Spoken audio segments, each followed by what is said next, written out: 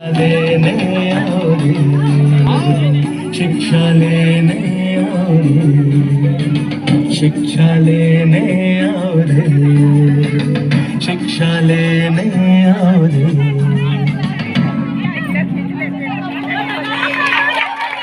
ताली बजा दीजिए।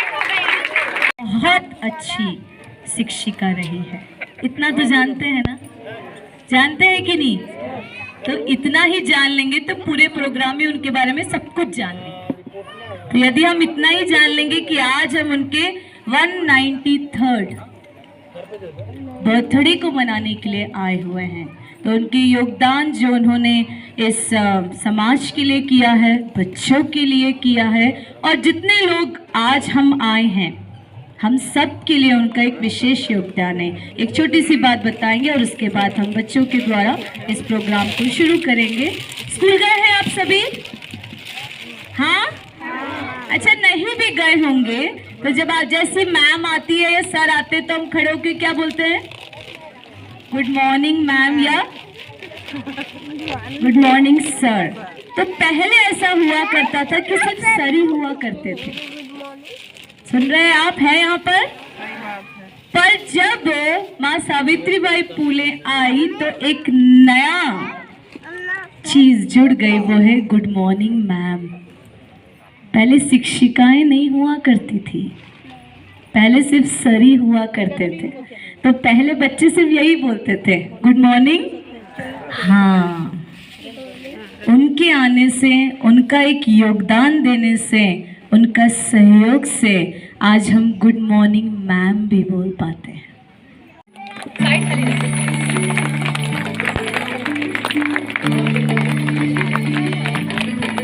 आओ रे, आओ रे, आओ रे, आओ रे, शिक्षा लेने आओ रे, शिक्षा लेने आओ रे। तालियां बजाइए, कंजूसी मत करिए।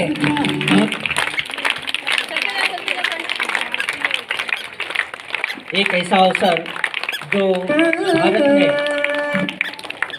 शिक्षा समानता की ओर गई थी, ऐसे शख्स की प्रतिमा यहाँ उपस्थित हो चुकी है और आप सभी ने ससम्मान ताली बजाकर खड़े होकर माता सावित्रीबाई फुले इनको वंदन किया है।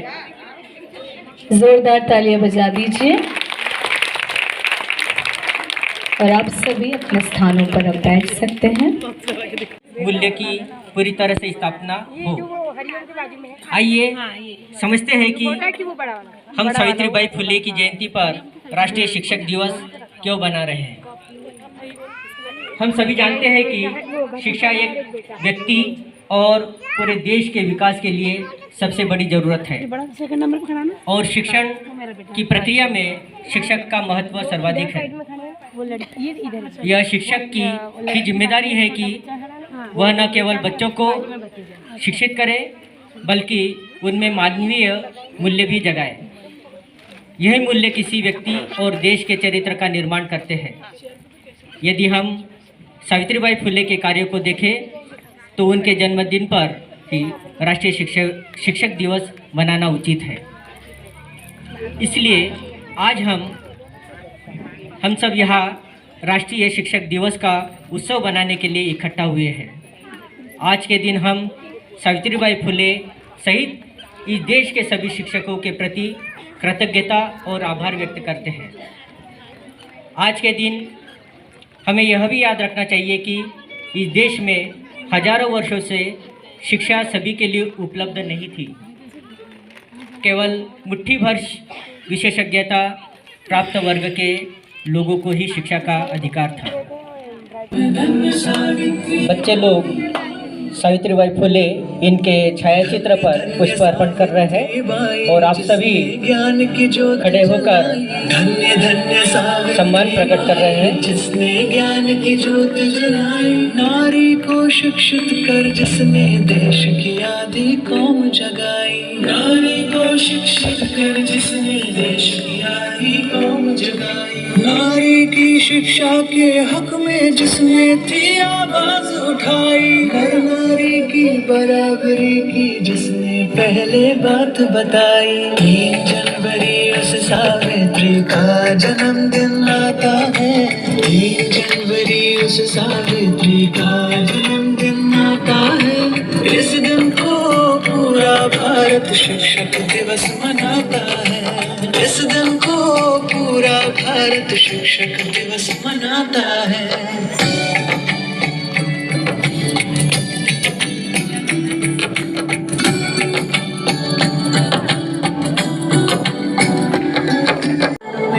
सावित्री की शान में,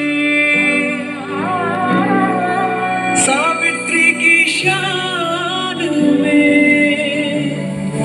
3 जनवरी उस सावित्री का जन्मदिन आता है, 3 जनवरी उस सावित्री का जन्मदिन आता है। इस दिन को पूरा भारत शिक्षक दिवस मनाता है, इस दिन को पूरा भारत शिक्षक दिवस मनाता है। जो मंचन हो रहा है 3 चरणों में है और बहुत ही शिक्षाप्रद यह मंचन हमारे सामने प्रस्तुत कर रहे हैं हमारे कलाकार। बहुत ही अल्प समय में इन्होंने ये तैयारी की है।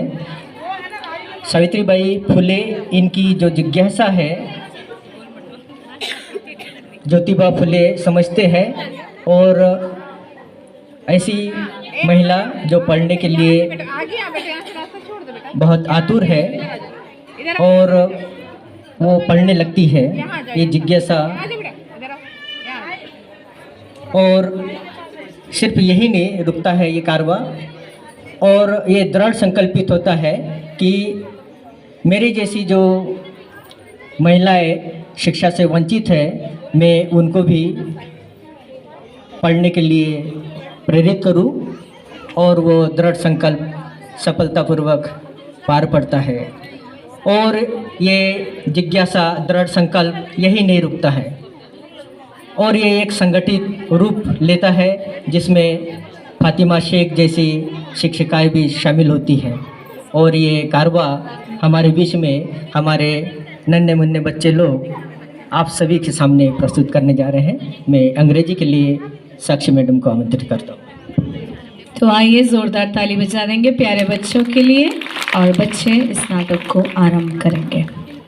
शाम का समय, सावित्रीबाई सूखे हुए कपड़े इकट्ठे कर रही हैं। आसपास बच्चों के खेलने की आवाजें आ रही हैं। ज्योतिबा फुले पास ही खड़े होकर कुछ सोच रहे हैं। उनके हाव भाव और कपड़ों से पता चलता है कि उन दोनों की शादी कुछ महीने पहले ही हुई है। ज्योतिबा की उम्र लगभग 12 साल है और सावित्री 9 साल की है। एक बात पूछूं सावित्री? हाँ पूछो। क्या तुम पढ़ना जानती हो? क्यों? मिशनरी टीचर ने उस दिन जब तुम्हें तोहफे में किताब दी थी तो तुम बहुत खुश हुई थी। उस दिन से मैं जब भी तुम्हें देखता हूँ तो तुम उस किताब के पन्ने पलटती रहती हो।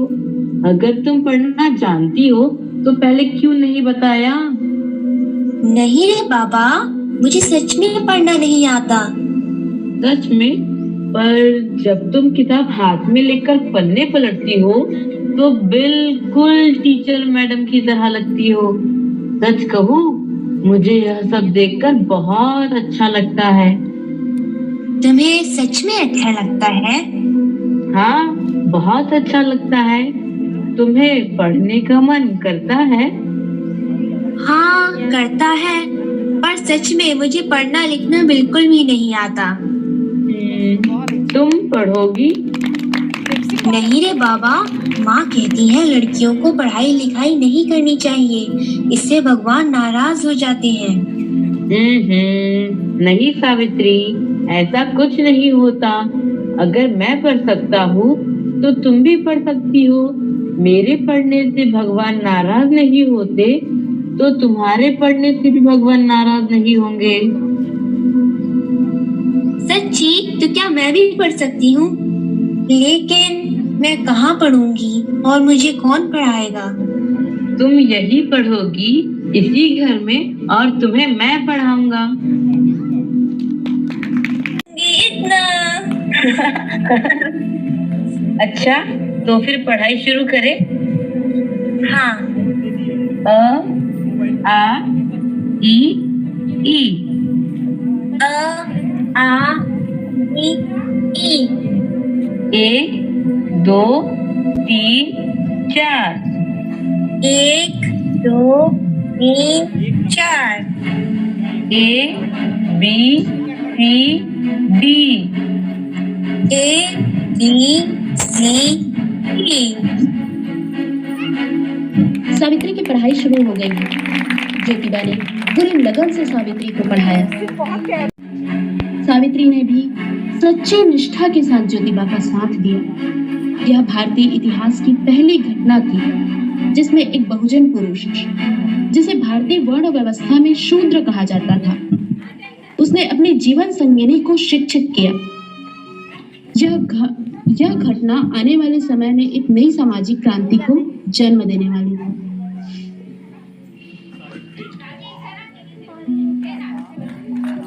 अरे आप? स्ताऊ, आज हमारे घर का हर कोना ज्ञान के प्रकाश से आलोकित है।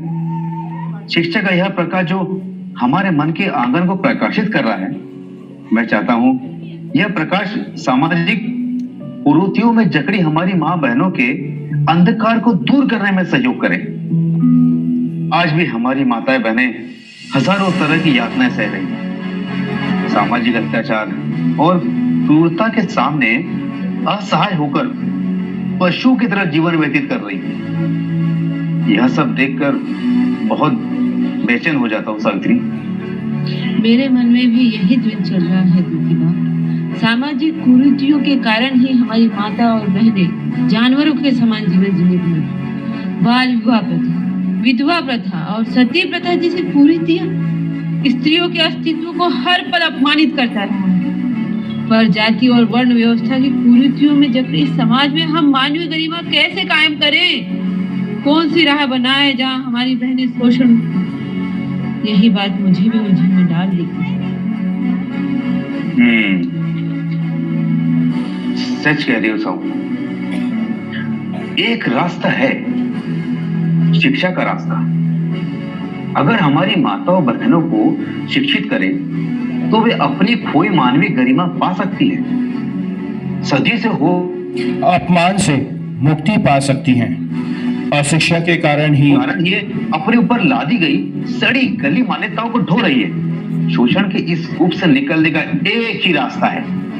अपनी माताओं बहनों के लिए हम दोनों मिलकर विद्यालय खोलेंगे। बात तो एक ही है, पर इसके लिए हमें जो संसाधन चाहिए वो सब हम कहाँ से लाएंगे? अरे मेरी प्यारी साहू, तुम बस पढ़ने वाले विद्यार्थियों को किसी तरह तैयार करो, बाकी सब मैं देख लूंगा। ज्योतिबा और सावित्री लड़कियों को शिक्षित करने के लिए विद्यालय खोलने की योजना में जुट गए। से ही देखकर अपने घर के दरवाजे बंद कर देते, पर सावित्री भी हार नहीं मानी। लोगों से अपनी बेटियों को पढ़ने और विद्यालय भेजने का निवेदन करती रही। और एक दिन ऐसा आया जब कुछ लोग अपनी बेटियों को पढ़ाने और विद्यालय भेजने को तैयार हो गए। अब सावित्री के संघर्ष का दायरा और बढ़ गया। सावित्री इन स्त्रियों को शिक्षित करने के लिए अपने घर के अंदर और बाहर दोनों दुनिया से लड़ रही थी। शिक्षा के प्रकाश से सदियों का रूढ़िवादी अंधकार दूर होने वाला था, लेकिन पाखंड और रूढ़ियों में जकड़ा समाज इस बदलाव के लिए तैयार नहीं था। पुरातनवादी, असमतावादी मानसिकता के लोगों ने सावित्रीबाई को तरह तरह से सताना शुरू कर दिया। रास्ते में परेशान करता, भद्दी भद्दी गालियां देता, कीचड़ और गोबर फेंकता, पर सावित्री का आत्मबल टूटा नहीं। वह अपने निश्चय को और भी दृढ़ बनाती रही। साहू, वर्षों पहले जो सपना हमने देखा था, आज वो पूरा हो रहा है। हजारों साल से वंचित महिलाओं के लिए शिक्षा का द्वार खोलकर तुमने ज्ञान की जो अलख जगाई है, उससे एक नया भारत बनेगा। यही तो हम दोनों का सपना है और इस जीवन का उद्देश्य भी। ज्योतिबा, ज्योतिबा, क्या हुआ पिताजी? यह सब मैं क्या सुन रहा हूँ ज्योतिबा? क्या इसी दिन के लिए मैंने तुम्हें पढ़ाया लिखाया? लेकिन हुआ क्या है पिताजी? अरे पूरे शहर में हल्ला मचा है। तुम और सावित्री दोनों मिलकर स्त्री शिक्षा का रोग फैला रहे हो। क्या तुम्हें मालूम नहीं है कि हमारे धर्म ग्रंथों के अनुसार यह सब पाप है? लेकिन शिक्षा कब से पाप हो गई पिताजी? ज्योतिबा, तुम नहीं समझे। शिक्षा पाप नहीं है, पर स्त्रियों को शिक्षा देना जरूर पाप है। हजारों साल से जो प्रथाएं और रीति रिवाज चले आ रहे हैं, ये तोड़ना भी पाप है, महापाप है ज्योतिबा। पिताजी, जो रीति रिवाज और परंपराएं समाज में अंधविश्वास और अज्ञान फैलाती हो, मानवीय गरिमा को शर्मसार करती हो, ऐसे रीति रिवाज और परंपराओं को टूटना ही चाहिए। अगर इसे तोड़ना पाप है, तो मुझे यह पाप मंजूर है। ज्योतिबा, तुम अधर्मी हो सकते हो, पर मैं नहीं। जो इन रीति रिवाज और धार्मिक प्रथाओं को तोड़ेगा, उनके लिए मेरे घर में कोई जगह नहीं। निकल जाओ, निकल जाओ तुम दोनों। यह घर तुम दोनों को छोड़ना पड़ेगा। हाँ ठीक है पिताजी। सावित्री, फैसला हो चुका है। अपना सामान बांध लो, क्योंकि सफर बहुत लंबा होने वाला है। विद्यालय कहाँ चलाएंगे?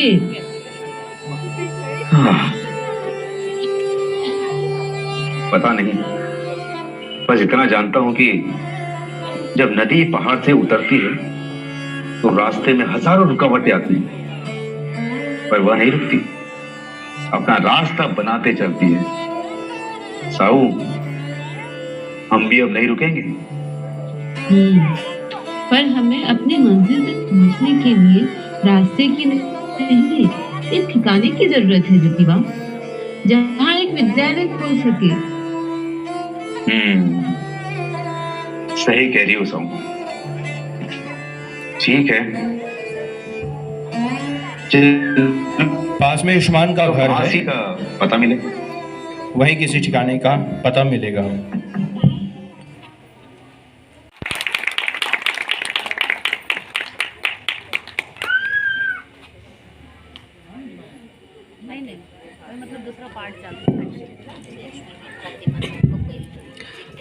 उस्मान भाई, अरे भाईजान घर पे हो क्या? सलाम भाईजान, सलाम भाभीजान, अंदर आइए, बाहर क्यों खड़े? अरे फातिमा बहन, उस्मान भाई कहाँ है? आप ठहरिए, मैं अभी बुला के लाती हूँ। सुनिए, सावित्री बहन और ज्योतिबा भाई आए हैं। अरे ज्योतिबा, अस्सलाम वालेकुम। फातिमा, कुछ चाय पानी तो ले आओ, कल से कुछ खाने को नहीं मिला होगा। अरे भाईजान, तुम्हें सब पता है? अरे नहीं, पूरे शहर को पता है।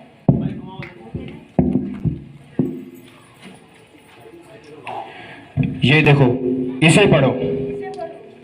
स्त्री शिक्षा का रोग फैला रहे ज्योतिबा और सावित्री को पिता ने घर से निकाला। अखबार की हेडलाइन बन गए हो। चलो, यह भी अच्छा ही हुआ। अब हम अगर कहीं जाएंगे तो यह किस्सा बार बार बताने की जरूरत नहीं पड़ेगी भाईजान। क्या अच्छा हुआ भाईजान? भाभी जान को लेकर कहाँ कहाँ भटके क्या? अरे भाई, अरे बहन, मुझे नहीं, पूरे शहर को पता चल गया है। ये दोनों जो काम कर रहे हैं, उसके लिए इन्हें भटकने की नहीं, टिकने की जरूरत है। अगर भाई, अगर कोई ऐतराज ना हो तो तुम इसी घर में रहो और अपना विद्यालय चलाओ। सच में भाईजान? हाँ, भाई हूँ तुम्हारा, तुम्हारी पसंद और नापसंद को अच्छी तरह जानता हूँ। सावित्री, फातिमा रात दिन मुझे तुम्हारे बारे में पूछती रहती है। तुम ही इसकी आदर्श हो। आज से तुम ही इसका मार्गदर्शन करो।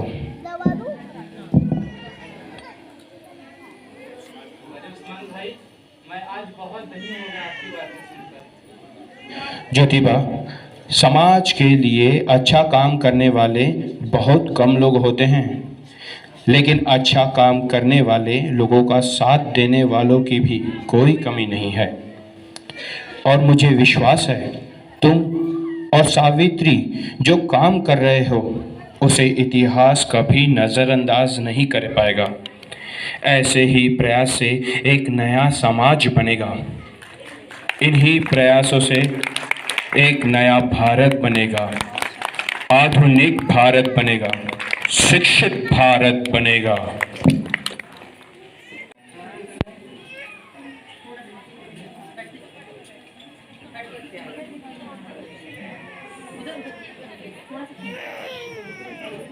बच्चों, आज की पढ़ाई यही पूरी होती है।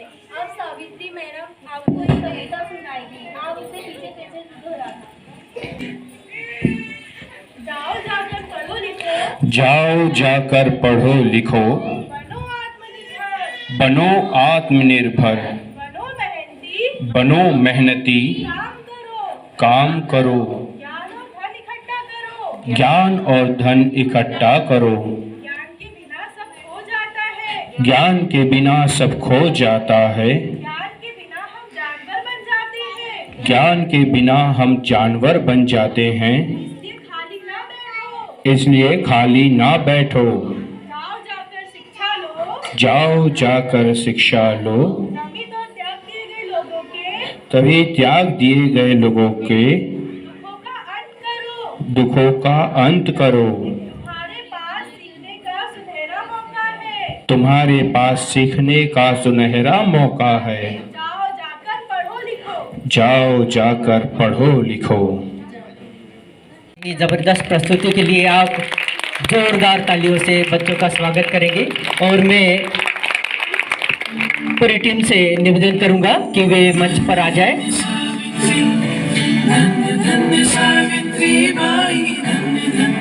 एक अल्प समय में सभी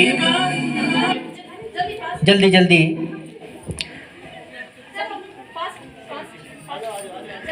बहुत ही सुंदर प्रस्तुति के लिए पुनः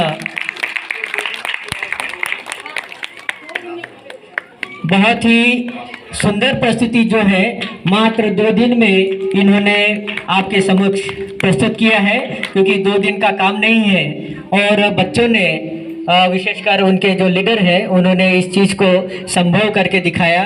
जैसे सावित्री बाई ने आज बड़ा एक इतिहास रचा है, वैसे ही इन बच्चों ने भी इस प्रोग्राम की तैयारी के लिए आपके मनोरंजन को और साथ ही मनोरंजन के साथ एक अच्छी शिक्षा आपके बीच में प्रस्तुत करें, इसके लिए उन्होंने जो मेहनत की है उनको वंदन करते हुए मंचन से भी हुआ होगा। मैं पहला प्रश्न पूछने जा रहा हूँ। सावित्रीबाई फुले, इनका जन्म कहाँ हुआ था? सब लोग जानते हैं, सब लोग जानते हैं। महाराष्ट्र के 17 जिले।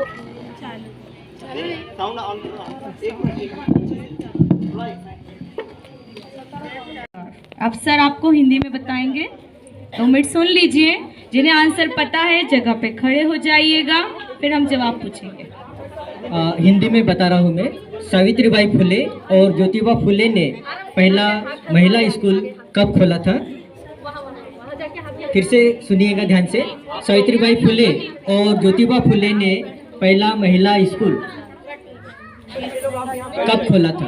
आपको सन बताना है। हक हमारा हक है, हक हमारा हक। अच्छी शिक्षा पर, अच्छी शिक्षा पर, सस्ती शिक्षा पर, सस्ती शिक्षा पर है हक हमारा हक है, हक हमारा हक है, हक हमारा हक है, हक हमारा हक।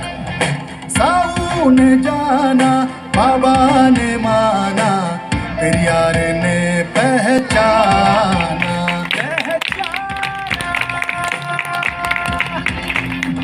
साऊ ने जाना, बाबा ने माना, प्यारे ने पहचाना।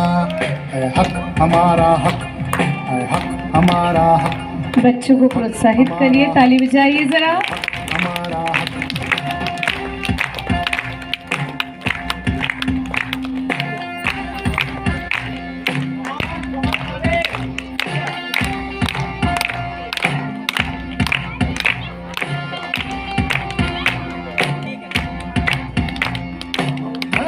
से लेकर चल जंगल तक, चल जंगल गाँव से लेकर शहरों तक, शहरों तक से लेकर चल जंगल तक, गाँव से लेकर शहर तक।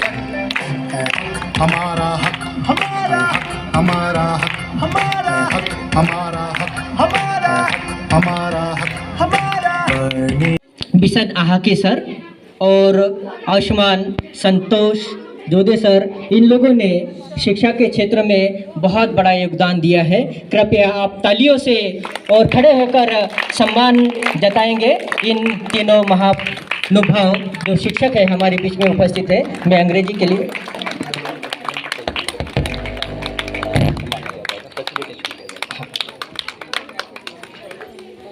और ये सम्मान जो है मोमेंट 21 के सांस्कृतिक कार्यक्रम सम्मानित करने जा रहे हैं। मैं आयुष्मती हिमांगी कठाने इनको मोमेंटो देने के लिए आयुष्मान श्याम ढाकरे सर आएंगे और आप सभी इस सम्मान में सहभाग होंगे और कृपया खड़े होके तालियों से स्वागत करेंगे जैसे ही उनको हम सम्मानित करेंगे, क्योंकि ये हमारे लिए एक बड़ा गर्व का विषय होगा कि हम एक शिक्षक को सम्मानित करने जा रहे हैं। ये हम लोगों की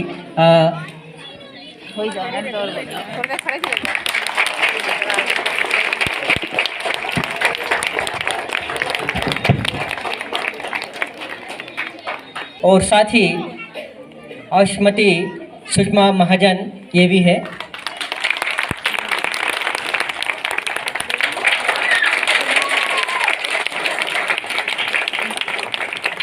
एक जोरदार क्षण जो हमें जिंदगी भर याद रखेगा और ऐसे अवसर पर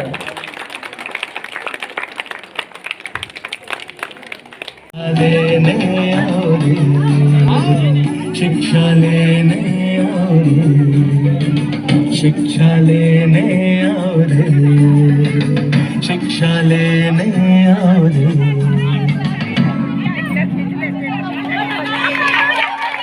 ताली बजा दीजिए।